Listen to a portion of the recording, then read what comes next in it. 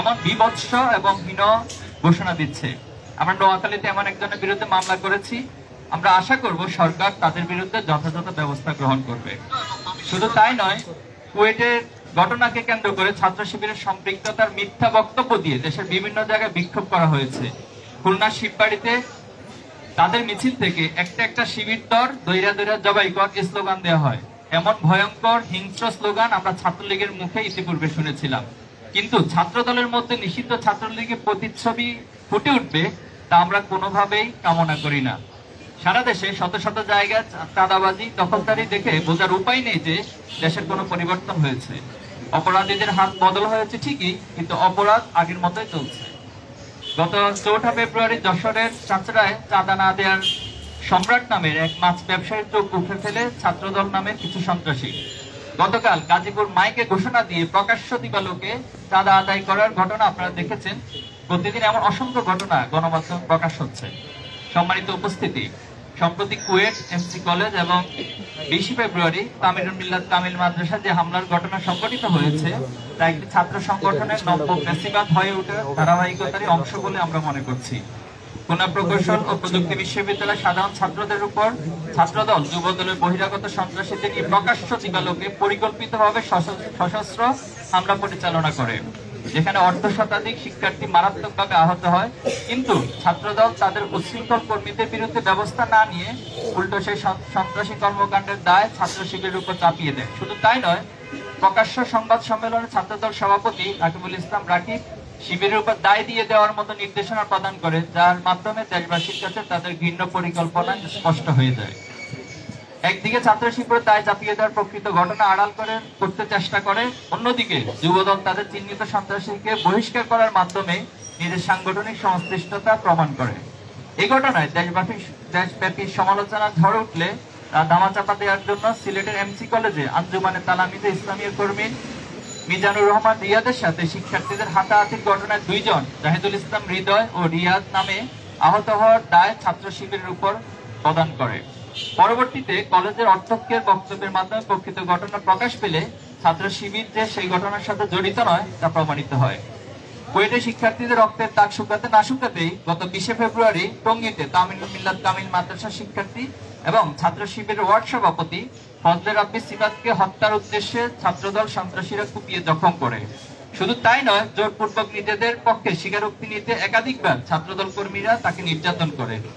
আসামিকে ছিনিয়ে নিয়ে ছাত্র শিবিরের বিরুদ্ধে বক্তব্য নিতে ছাত্রদল নেতাকর্মীরা থানার সামনে মব তৈরির চেষ্টা করে।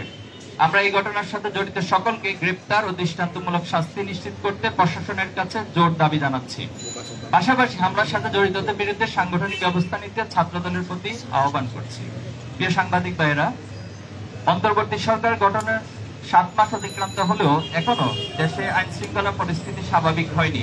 প্রশাসনিক দুর্বলতার সুযোগে এখনো দেশে নানা প্রান্তে অপরাধ সংগঠিত হচ্ছে।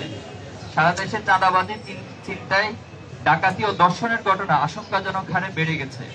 উদ্বেগের বিষয় হলো, গণমাধ্যমের রিপোর্ট অনুযায়ী দেশে 273টি কিশোর গ্যাং সক্রিয় রয়েছে, যারা দেশকে অস্থিতিশীল করতে নানা ষড়যন্ত্র করলেও তাদের আইনের আওতায় আনা হচ্ছে না। গণমাধ্যম সূত্রে জানতে পেরেছি, জুলাই গণহত্যা জড়িতদের 723 জনকে জামিন দেওয়া হয়েছে, অথচ বিগত 15 বছরে দায়েরকৃত মামলা আসামিদের মুক্তি এখনো নিশ্চিত হয়নি।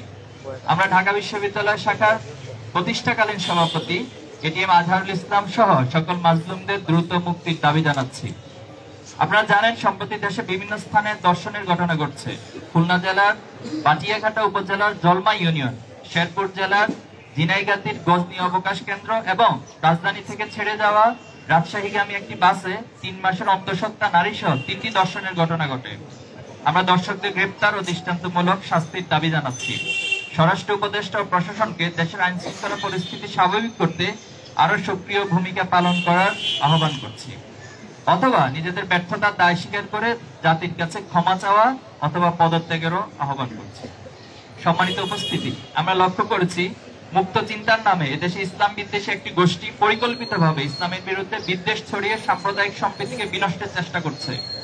এই গোষ্ঠীর এক ক্রীড়ানক জাতীয় শিক্ষাক্রম ও পাঠ্যপুস্তক বোর্ড এনসিটিবি এর পাঠ্য বই সংশোধন ও পরিমার্জন কমিটির সদস্য, তার মূল নাম হচ্ছে সাজ্জাদুর রহমান। তিনি রাহার নাম ধারণ করে আল্লাহ ও রাসূল সাল্লাল্লাহু আলাইহি ওয়াসাল্লামের শানে চরম অবমাননাকর ও দৃষ্টতাপূর্ণ শব্দ ব্যবহার করে একটি ফেসবুক পোস্ট দিয়ে দেশের সংখ্যাগরিষ্ঠ জনগণের ধর্মীয় অনুভূতিতে আঘাত এনেছে, যা ফৌজদারি আইন লঙ্ঘনের শামিল। আমরা অতি দ্রুত তাকে গ্রেফতার এবং শাস্তির আওতায় আনার জন্য সরকারের কাছে দাবি জানাচ্ছি।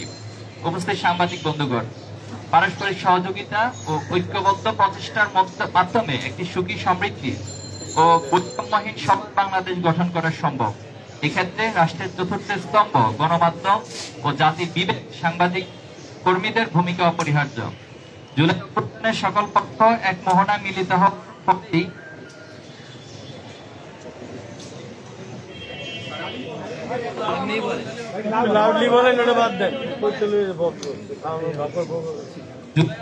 সকল পক্ষ এক মোহনায় মিলিত হওয়াই